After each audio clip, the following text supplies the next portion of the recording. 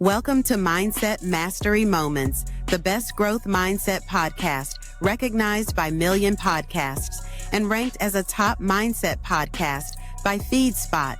We're proud to be in the top 1% on Listen Notes. Join Dr. Alisa Whyte as we explore powerful insights and strategies to elevate your mindset. Let's dive in.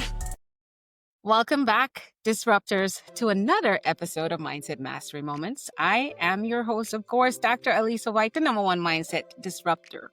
And today's conversation is about something we all need to hear: how to turn adversity into your superpower. My guest has a TEDx talk with over 1 million views and has been featured on 8 magazine covers, starred in an award-winning documentary alongside Jamie Lee Curtis. And he is living proof that resilience and empowerment can turn the hardest season into a life of impact. In 2002, John Kippen's life changed overnight when doctors discovered a brain tumor, and surgery saved his life, but it left his face paralyzed. What could have ended his confidence and career became the very fuel for his purpose.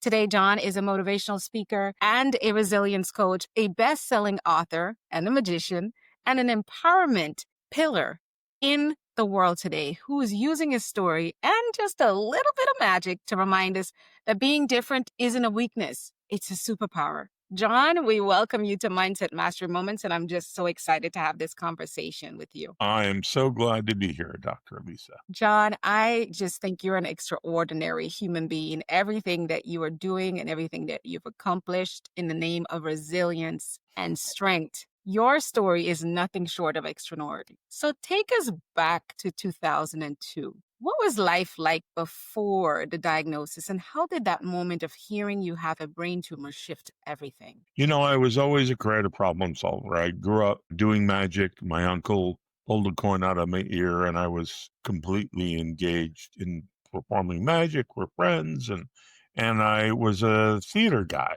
You know, I was involved in theater, both on the stage and behind the scenes. And I enjoyed it so much that I ended up being a leader and help other people figure out how to best leverage theater in their education and their abilities to create a problem solve. That's what I am.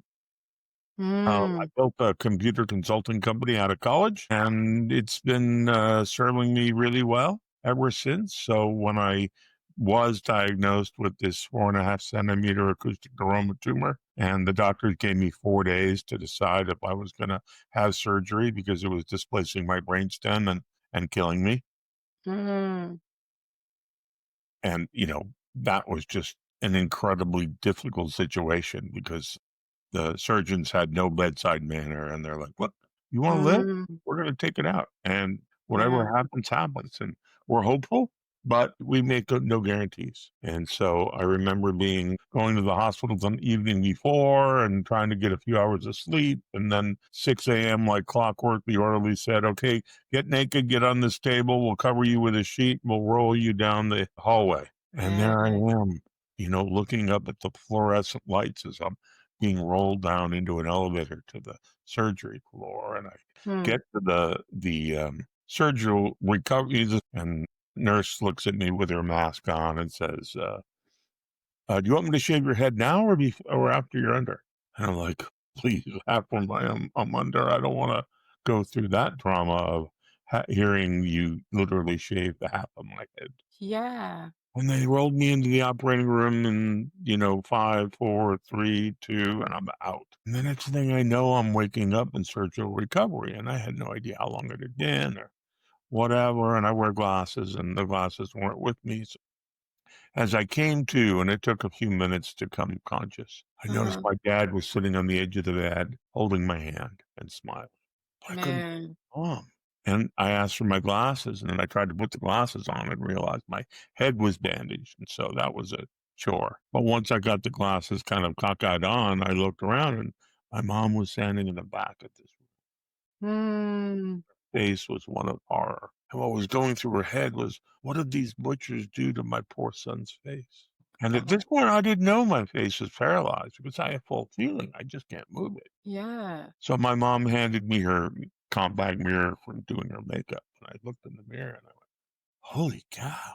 And the next time I saw the surgeon, as he was coming to check on me, I said, when's my face going to come back? He said, John, we have every intention that your face is going to start moving again. When we closed the incision, it created swelling. And we think swelling was causing trauma on your facial nerve. But as the swelling went away, so the facial nerve could come back. So I was hopeful, Right. but the longer it went, the longer I realized that I was going to be stuck with a facial paralysis. Yeah.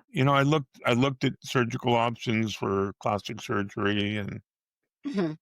I just didn't want to go under another surgery. Yes. I was able to through performing magic, and I hid from cameras and mirrors for over 12 years, shrouded all the mirrors of my house because I didn't want to wake up brushing my teeth and be constantly reminded of my Exactly. facial paralysis. So I stayed home and I ran my IT company from my house, which I Yes. fortunately could do. But I missed so many celebrations with classmates and friends and weddings, and I just didn't feel comfortable going out and having to explain over and over and over again why my face is paralyzed. Yes. And it was easier just to stay home. Mm. And I went to dinner by myself one night at a Tony Mhm. Roma's near my house. And I was sitting there in a booth, and the booth in front of me had a family with a kid and two parents. Okay. And the kid was 5 or 6 years old, and he was restless. And he turned around and was on his knees facing me, looking over the bench. And he kind of tilted his head. And then he got up and he walked over and he said, Mister, what's wrong with your face? Uh, And I decided that in this moment, I was going to share the truth with him. uh, So I said, you have a great question. I had a medical procedure that caused me not to be able to move my face, but it's my new face. And I'm uh, fine. Well, it's different. And it's different just like yours. And without missing a beat, this little boy grabbed his fingers and started to manipulate his face to try to distort it to look like mine. And he turned to his mom and said, look, Mom, I can do that too. adorable. Yeah. And his parents didn't know what to make of it. They And they wanted to didn't go know if up. they should feel bad about it or all the adult brain that comes Yeah. on. I mean, her mom literally interrupted the conversation by grabbing his arm and pulling him back to the table and said, this man has enough troubles already. Just leave him alone. And that's what really gave me that courage to just have a heart to heart with this young man. And I knew Yeah. that I was eye level with him. And his acceptance of the truth was just so refreshing Yes. that his mom and dad looked at me with this look of shame. Like, how dare they keep their son from learning a valuable lesson? Exactly. But the thing is, the child was teaching us adults a lesson. Exactly. Yeah. It's no biggie. It's no thingy. It's just different. He just wanted to know why. Yes. Once he knew why, he was fine. He went back to playing with his toys and eating his dinner, and it's like nothing had happened. He had no judgment. And that's the thing I love about spending time with children and in child's play.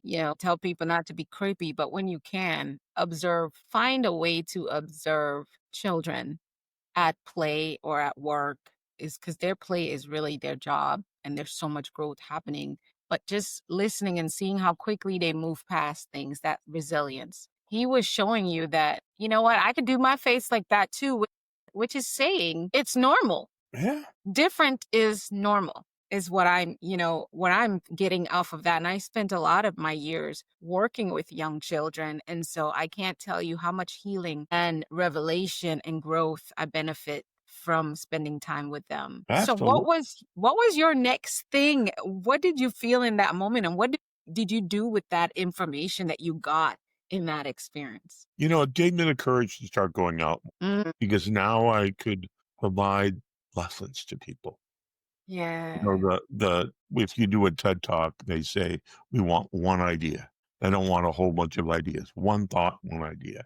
So Mm, the title of my TED Talk was How to Treat People Who Are Different with Respect and Compassion. I love that. That was the message of my TED Talk. I love it.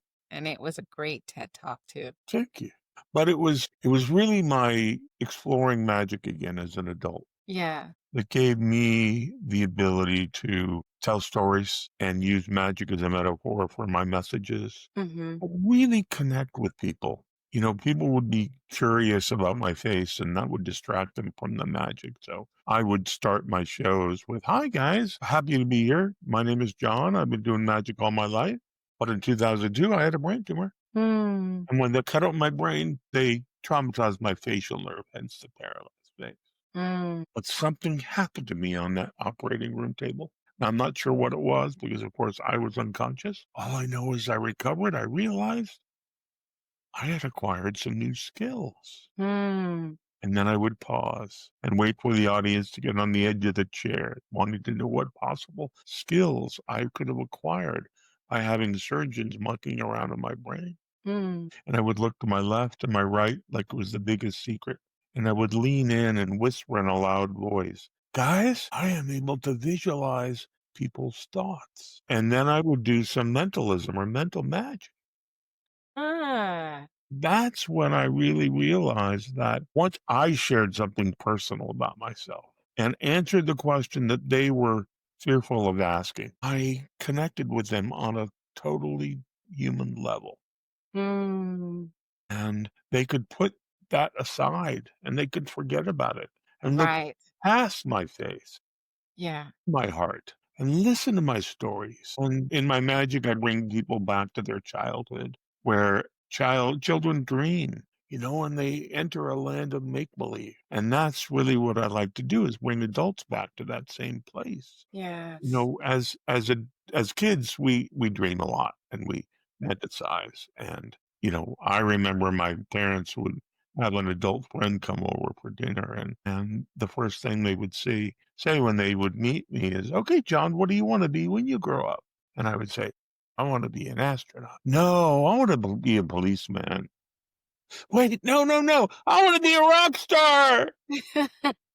And then I would grab a couple rulers from my room and start banging on stuff like I was playing the drums Yeah. and enter this land of make believe where everything was possible.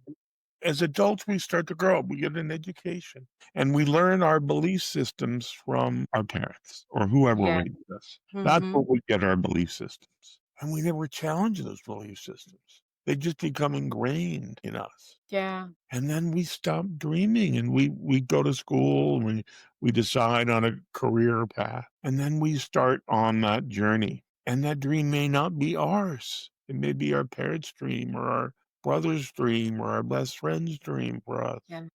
And then we get to being, you know, 50, 60 years old, and we start to look toward retirement. We look back at our lives and we say, is that all there is? Because we're not happy. We're not Mm-hmm. filled because we're living someone else's dream. Yes. So as a coach, I help people go back to that place where everything is possible. You know, as a magician, I turn the impossible into possible. Mm-hmm. And so my coaching practice is called the I'm possible method. I love that. Because once you learn what your limiting beliefs are and make that conscious decision that they do or do not define you and they do not dictate who you are, Mm-hmm. you grow again and you tiptoe out of your comfort zone and you start living your life with integrity and passion.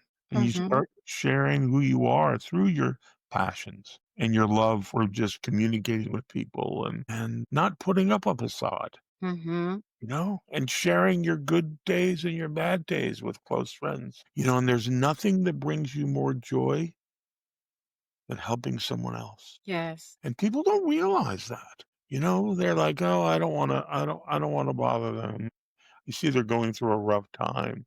Yeah. Exactly when they need you to bother them and get in their face and say, "Hey, I saw that post and it didn't sound like you," or Mm. through the grapevine that you were going through some physical or medical challenges, and I want to support you, and I want to say how much our friendship means, and that you're important to me, and there's a reason to keep fighting. You know, I've had numerous clients who were diagnosed with cancer, stage 3, stage 4, Yeah. They are so wrapped up in, "Oh my God, what I'm gonna do? I'm gonna die," you know?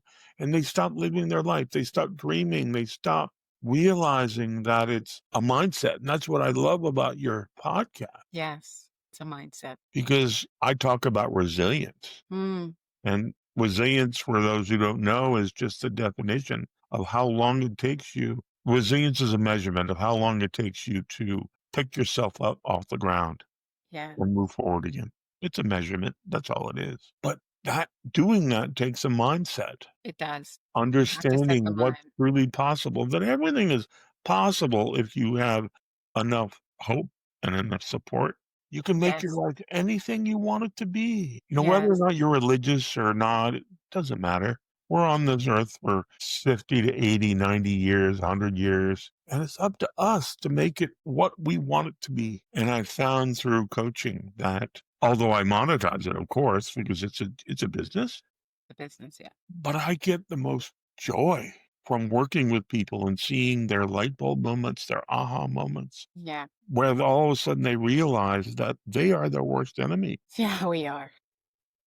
They are the ones holding them back by Yes. their self-hatred and their self-judgment. And you switch that mindset around and you really follow the I'm possible method, and you build this sense of courage and strength, and you start to collect these little wins. Yeah.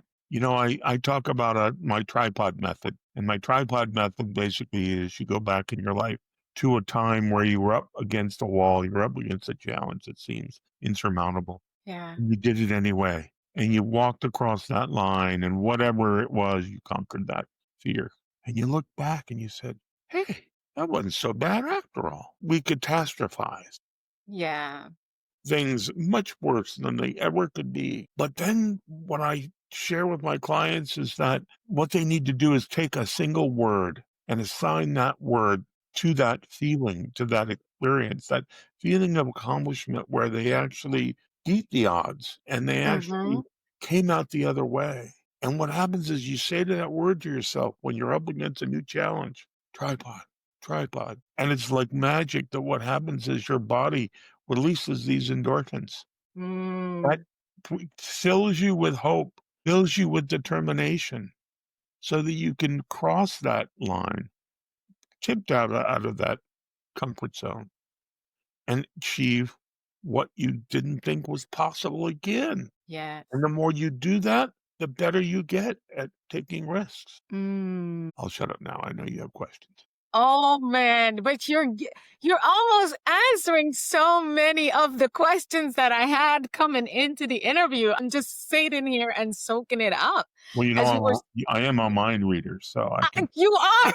I promise you are. I'm sitting here. I'm like, okay, there goes one of my questions. There goes another one of my questions. There goes another one of my questions. But the thing I love that you talked so well about resilience, because it could be such a buzzword. And I love how you formulated the definition of that. It's just a measure, Yeah, right? Because your life shows resilience. It showed up in the whole, dealing with paralysis and facing the mirror to begin with. But still, you're saying, I am here with purpose. So for me, that definition, I don't know what else I could ask for, because I have a thing that I say, John, and it's, we make things that don't matter as much matter a whole lot, or yeah, sometimes just too much, right? we And do. so the people are like, you have to get her, I'm trying to be resilient and she needs to be more resilient. That means, okay, but they don't even know what they're talking about. But when you come up with such a simplistic definition, then you focus more on doing what is necessary so that the time span, because again, like you said, we're only given so much time on the earth, and a lot of us don't even know how long that is for us. But on average, 60, 70, 80, 90, 100, whatever. But still, it looks like a lot of time until it starts chunking down. You graduate high school and then you wake up one day and you're 45.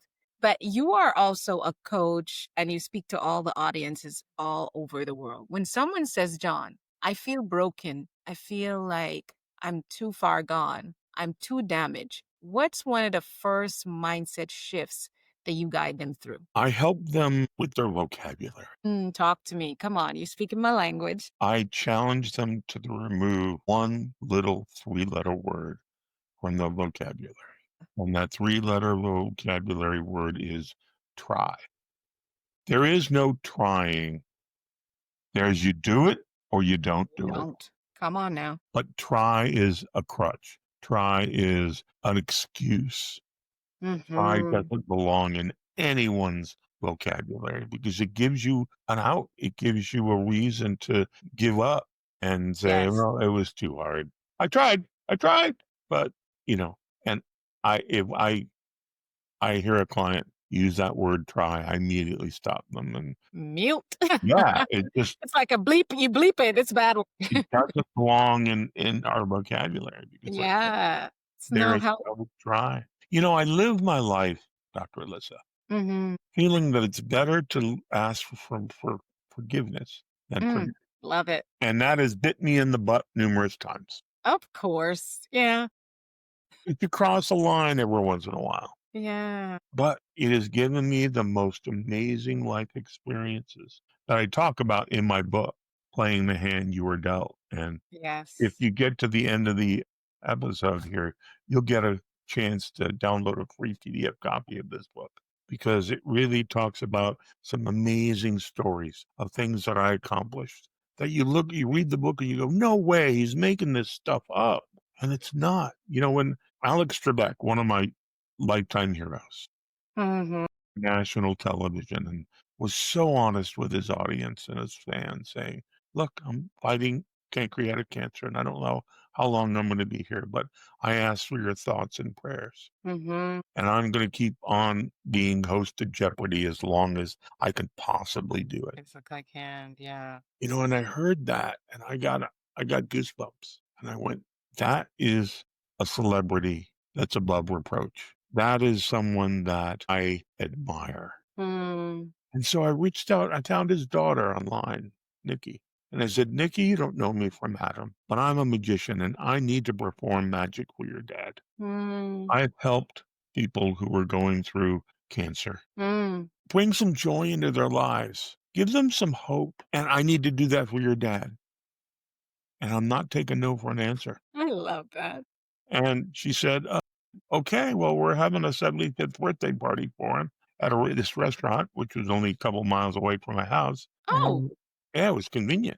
And we have no entertainment. So if you want to do magic at our party between dinner and dessert, by all means. And I was like, yes, I do. And I arranged to film part of the illusion on the set of Jeopardy and did this whole amazing revelation of what happened during the party in a video that was shot on the set of Jeopardy. Yeah. But, I insisted Alex be at the table with me. And it was an amazing give and take. I would perform magic and he would look at me with his inquisitive eyes and go, I don't know how you did that. And I need to understand. He was so smart. And of course, I would never lead on to what the honest truth. And there's some videos on my website and links in my book to those videos of where he was just so frustrated in that moment, also in love with me. And then after the 45-minute show, we went to a room and we just talked for a few minutes. And I said, Alex, I just want to let you know that I seeked your family out. And I said, I need to perform for you because I kind of have an idea what you're going through based upon relationships I have. And I have a journey which fortunately was benign, but still it caused damage in my own life. Yeah. And you were one of those celebrities that everybody loves. And even if you don't watch Jeopardy every night at 7 p.m., you still have it on in the kitchen TV and you hear his voice. Yes. And you admire his knowledge and his ability to impart his knowledge on all of us. Yes. And I said, I'm a good reader of people. And I'll bet you no one ever thanks you for your life's work, do they? And he started crying.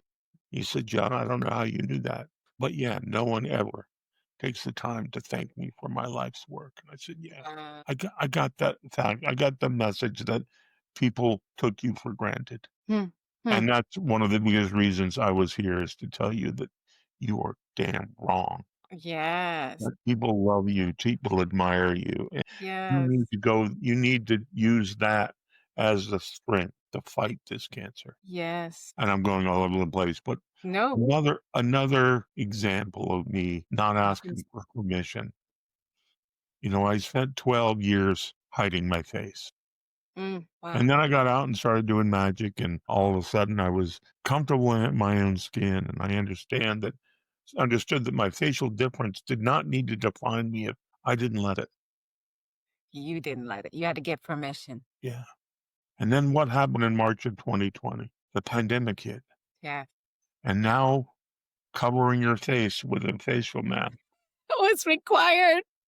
become not only politically correct, but government mandated. Yes. And when all of a sudden that happened, I sat here going, no, I've spent 12 years of my life learning how not to hide my face.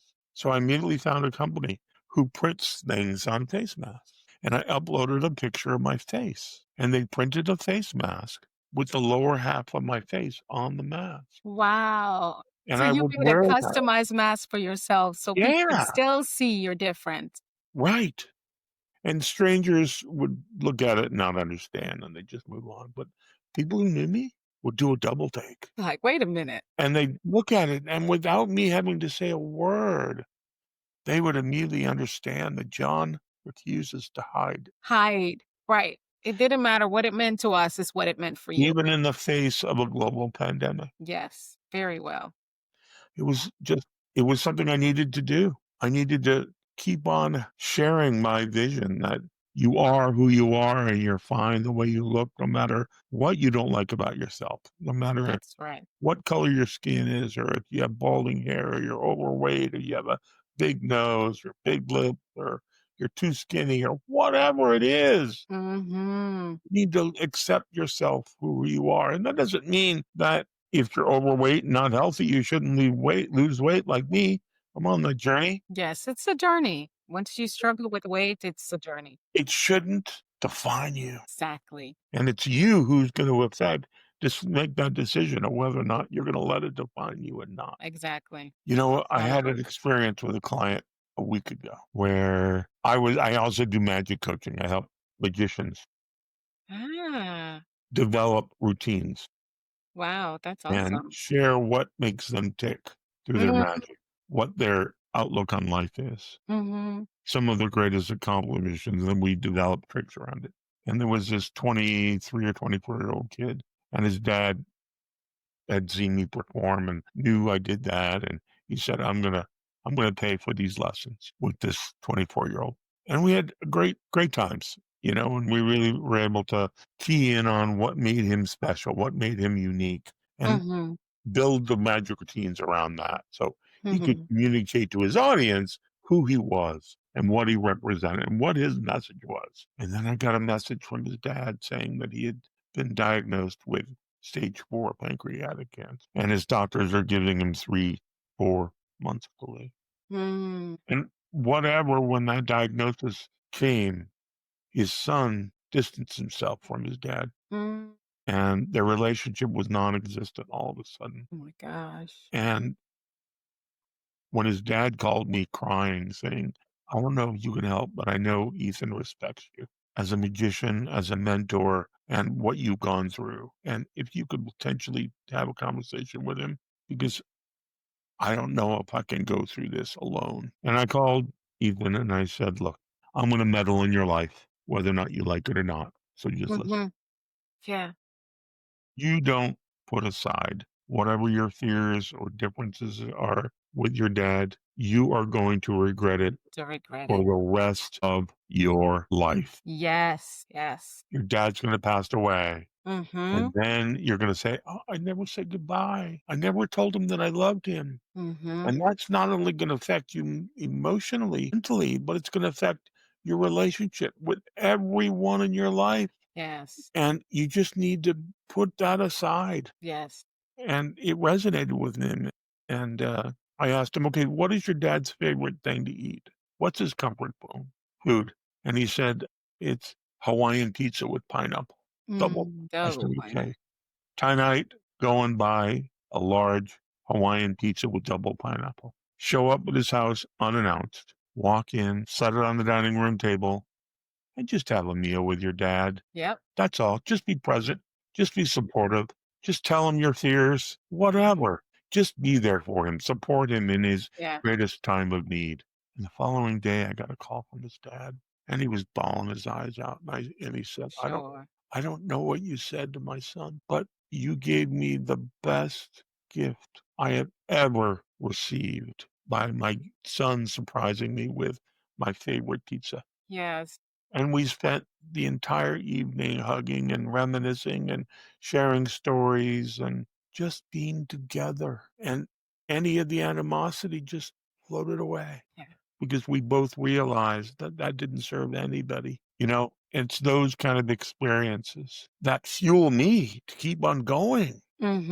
Because if I can touch someone so profoundly to repair a relationship with a loved one or a family member, I know I'm worthwhile. I know I'm worthy. You know, it's stories like that that just keep me going. Yes, that's how you know that you hiding the world's gonna miss out on so much by not having any of us show up in our full purpose and our full power. Like all of this is just a suit. It's almost as if, someone says, "Are you gonna slash all other 3 tires because you got a flat on one?" No, we never do that. So if it's the fact, like you said, you're too short, you're too thin, you lost all your hair, whatever you do, whatever it's happened, whatever's occurred, none of it is probably, look at people, right, John? And most men want the perfect curved wife and the certain beautiful and hair.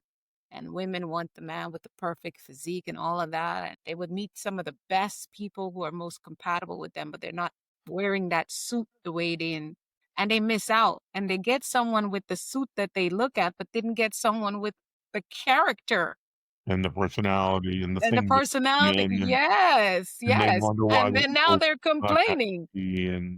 Yes, because we are focusing again. It's simple. You're making things that doesn't matter as much matter too much. And so once we are able to, the thing is, once we're able to get past that in ourselves, what you're teaching us today, then we become agents of light, of change, and I say of growth and also of flow. It's grow and flow, and it's glow. Once you allow yourself to grow, you get into a place of flow, and then you bring the glow. And because you're glowing, you become a light that helps other people grow, flow, and then they glow, and the light just gets bigger and bigger on the planet. And so we're so grateful that you said yes to your purpose and yes to your growth in the moment of the loss of how you're used to your facial features being, how you're used to your body functioning. And you said, you know what? This is not making any sense. I'm here. If I'm alive, I've got purpose.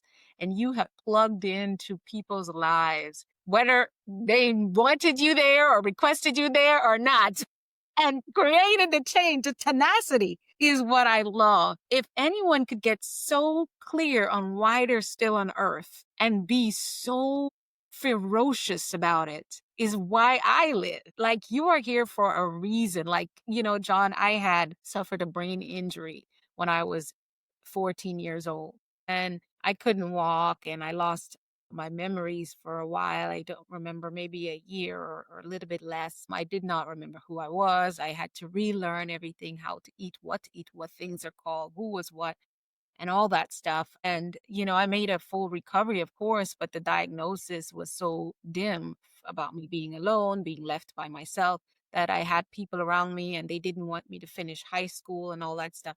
And, I said no. I said no. Once I was aware enough, I said no. I'm going to do everything I possibly can and find out that I can't do it right now. Anything that is normal for a 15-year-old girl to do, I will do my best at doing it. I didn't say trying it, at doing it. And if I'm not all the way, I'll try and try again until I overcome whatever is in my way. And that for me, I guess, why I focus this podcast so much on resilience, because I believe that one of the greatest mindsets you're going to have amongst the growth mindset and the entrepreneurial mindset is the resilient mindset. And if you can set your mind to have a response system of your own, like you have the I am possible, a response system of your own, you will shorten the distance. As you said, resilience is the measure. The distance between getting on track or retracking. Because let's face it, sometimes resilience looks like a complete pivot from the path you were following to begin with. But whatever that looks like, you will shorten the time of. I'm not telling anyone not to grieve a loss of whatever it might look like in your life. Do, but give yourself a time frame by having a clear set of steps. And this is why John's coaching and the coaching that we do is so important, because one of the shortest ways you're going to make it in life, there's only one cheat code, and it's that of a mentor. Yeah. Everything else is made believe. You're going to have to do the hard stuff, but a mentor giving you real time, and I say the word real time game, and helping you from a place of experience of achieving said goal, of being resilient and winning is your cheat code. That will help your measure of time of stumbling through what to do and how do I get through this and how do I get to the other side of this is going to shorten by leaps and bounds. And yes, I am telling you, if you're listening or watching us and you're something similar or something that when you hear John's message and his story and his journey, you're connecting to, God, if I could have that mindset like he has, or if I could just overcome the way he did, what would that look like for me? Then that means you have to reach out to him. It's simple. Yes, you hear me all the time, but it's not me. It's him that you're hearing today that's telling you that you're in the direction where someone can really help you go through the process and be very successful in standing in your own superpower. And John, I know you did not ask me to tell them to connect with you for coaching, but it's a given. I mean, it's a given. That's why we're here. My goal is to collaborate with professionals and thought leaders and winners like yourself to bring to the world so they know they have a box, an array of different toolboxes that they can decide, this one's for me. And that works, and that's the magic of that light I was talking about earlier. We all challenge ourselves with this question. Mm. What is the meaning of life? Oh, I was going to ask that. You are really a magician. I'm starting to get spooked here. And I've thought about this long and hard. And the meaning of life is to show up as your authentic self so that you can help someone else and give of yourself to someone else in need. Yeah. And bring joy to them, which in turn brings joy to you. Really the most selfful act you can ever give. And, Selfful act. During the pandemic, I invented this game called Rolodex Roulette. Now, for all your listeners who are younger, Rolodex is the spindle thing. It has these pieces of cardboard that you staple a business cards to it so you can find. The editors need to put a photo on here. It's in the video. If you watch the video, you'll see a picture of it. Because a lot of people don't know. The younger But people. in today's society, it's our address books and our phone. The way you play the game is you open up your contacts and you turn the phone away and you just scroll up and down, up and down, and up and down. And you stop on a name. And that's who you call. You don't text. You don't email. That's who you call that day. Just to say, hey, Dr. Alisa. And they're like caught off guard. They're like, John, Hey. what do you want? And it's like, no, I don't want anything. You were in my thoughts. I was thinking about you. I wanted you to not only know that I was thinking about you, but I wanted to check in and see how you were doing. And you'll be amazed that the conversations start. Well, I don't really have time for this conversation right now, and then you just start reminiscing on fun memories of your relationship with that person. All of a sudden, they make this call a priority. All of a sudden, an hour passes, and you're both laughing and crying and just telling stories. And they're like, well, we went to college. You remember so-and-so and this and that? And, oh, my God, I wonder how they're doing. And it brings you joy just to have truly meaningful conversations. Yes. Because it shows that you're in someone else's thoughts. Yes. We can't all be mind readers. So we can't know who is having a memory of us. But Mm-hmm. you just take a moment and say, hey, by the way, I was just let you know that yesterday I was really thinking about you and hoping you were doing really well. Yes. But the other thing about the game, we all have members of our community, friends that we had a falling out with. We don't know why. Maybe we do know why. We forgot it. We just know we haven't spoken to them in years, but they're still in our contacts. We never took the time to delete them. And so what you do is you find one of those contacts and you call them. And before they get started you say, well, Dr. Alisa, just before you get started, I just need to tell you, I'm playing this game I learned from my friend John. And the rules state that no matter whose name you stop on, that's who you call and check in with. Yeah. So I don't care about the past. I'm in the present. I'm following this game to the letter. And how are you? Mm. And what that does is, we all don't want to be the first person to reach out and mend that fence. And that gives you that plausible deniability of having to be that person. It was happenstance. It was random that you landed on the name, even though you selected them. And it diffuses the whole argument and the whole whatever happened in the past. And no one really cares. So many people you have conversations with don't even remember the reason why they True. had a falling So out with. true.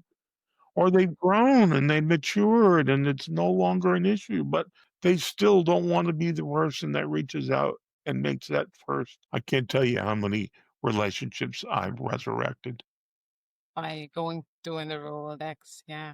Wow. You know, So good. what we have in our lives, only thing that truly matters is the relationships with friends and family. Yes. The only thing that really matters. And you don't have to go through life alone. You're choosing. If you are, it's because you're choosing. That's right. And there are people out there who are invested in your own success, whether or not you realize it or not. There are people you have touched in your life. And if you reach out to them and ask for help, you're going to get it. Yes. They're going to give you money. They're going to give you their time. They're going to invite you over for dinner. They're going to, whatever it is. That's just human nature, Yes. and sometimes you just got to say, I need to talk. If you don't have a therapist or a life coach or whatever to share these fears, find a friend. Say, start the conversation. Hey, Dr. Lisa, I really need to talk to you. Do you have 15 or 20 minutes? And they can't say no. And you'll both come out feeling empowered. Yes. So all we got is each other. Yes. I agree. And if you do that, the more you do that, the more you change our society one interaction at a time. Yes. Screw the politicians. Screw them. They're dividers. Screw the politicians. There's so much the divisions. we can't control. We can vote, and that's what we can do. That's it. Don't let all the rest be. It's not of your control out of that one. But Really, we can rebuild our communities. We can rebuild our world. Mm-hmm.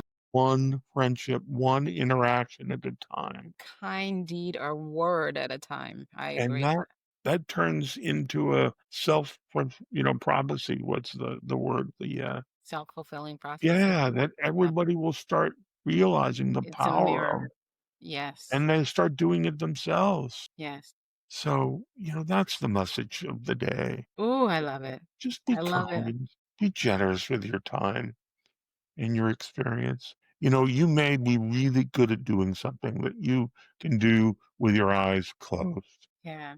And you may have someone in your life who struggles at doing that. And reaching out to that person has that skills, whether or not it's in what they do, it's an attorney, it's a doctor, or whatever. Just reach out and ask for help. Yes. They're not going to say no. And if they do, it's not someone you want to surround yourself with. Anyway, they're not your people, I say. Find your They're not your tribe. people. They're not your tribe. That's right. Yeah, find your tribe. So I know we're getting close to the end. Yes, we are. It's been so good already. I'm sitting here like more. Well, we're going to have part two. Yeah, we're definitely gonna have to invite you back because there's so much more to go into. I have to ask you, John, with everything that you have accomplished and everything that you have overcome, what do you define success to be? Getting out of bed in the morning.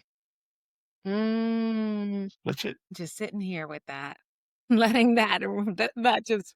I follow Mel Robbins all the time, and she has Mhm. the 5, 4, 3, 2, 1, Yeah. and I listened to that and I was like, there's some truth to there. But you gotta, your purpose comes from when you go to bed at night, spending a few minutes, 10 minutes, 15 minutes before you fall asleep, Mm-hmm. just imagining what tomorrow could look like, Yeah. to dreaming again. Yes. And you let that cogitate while you're sleeping. Mm, And you'll find it amazing. You'll wake up to that alarm clock yes. and you'll be invigorated. You'll be excited.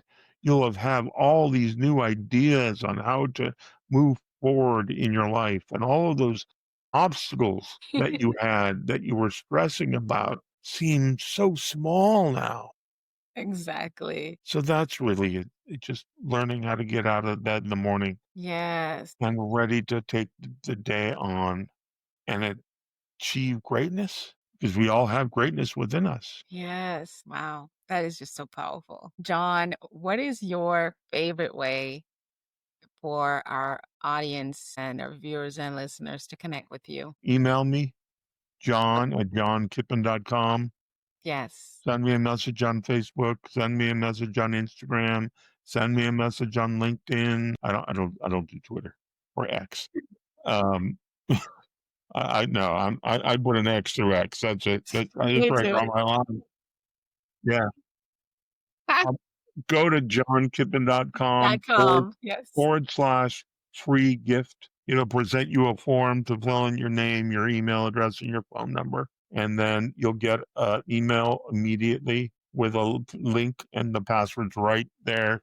Password's John Kippen. It's not very difficult. Yes. And then you'll be able to download a color version of my book, which tells the story of me performing for Alex Trebek. It tells me a story about how I got to be such good friends with Jamie Lee Curtis. Curtis. Yes. Tells you how I got in trouble in high school by hacking the computer system. Tells you how I almost got arrested from trying to break into Eagle Knievel's truck. Just amazing, some of the amazing illusions I did in magic, where I made signed playing cards appear in the strangest places in an out burger bag. The next episode, we want you to do some magic if you can, just a little bit for On us. the mirror of, I met this couple who won America's Got Talent, Paul Zerden, in 2025. No, Mhm. 2015, I'm sorry. I was performing where he and his fiance was in his Vegas show, and her name was Robin, and I did a trick where I had her sign her favorite card, and then it disappeared and ended up in a sealed envelope and a wallet. And I got this great idea, and I won't explain how I did it, but they flew back to Vegas from LA the next morning because they had a rehearsal. And when Robin walked into the dressing room, she found her signed card on the makeup mirror in the dressing room 11 hours after we had left the castle together. And I share how I did that. And the lesson that, and normally magicians don't reveal their secrets, but But you did. I revealed this one because I had to enlist the help of a guy who worked at Burbank Airport in the counter-to-counter section. He was the only person standing in the way of Close enough. my dream. I love it. And you got him moved out. I did. That's what I absolutely Finally, I said, love. I need to get this card to the box office at the Planet Hollywood Hotel in the next hour. And I got him to be part of the team. I got him invested in the success of this magic trick. And finally, he looked around and there was no one around other than us. And he said, all right, give me the card. And I slipped it through the slot in the window. And he said, wait here. And he put the card in an envelope, wrote a note on the envelope, and ran out onto the tarmac and climbed one of those stairs to that Southwest jet was about to take off bound for Vegas. And the plane took off and I got my car and I got my phone. And I hired a courier for $50 to pick the card up at the airport and drive it to the box office. It got there 10 minutes before the rehearsal started. Just doing creative stuff that proves that the impossible truly is possible. Yeah. if you put your mind to it. If you have a mindset that you can achieve anything you can dream up. Men can fly. Men can Mm. go to the moon. Women can go to the moon. People can run a minute mile, Yes. you know?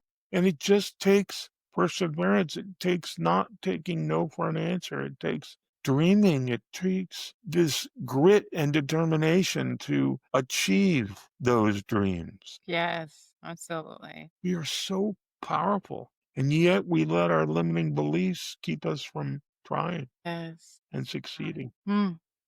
And that's what I'm all about. It is. Goodness, we Lead by gotta have. example and let people feed off of my passion and my storytelling and what I've accomplished in my life. Understand that they're as powerful as I am. Yes.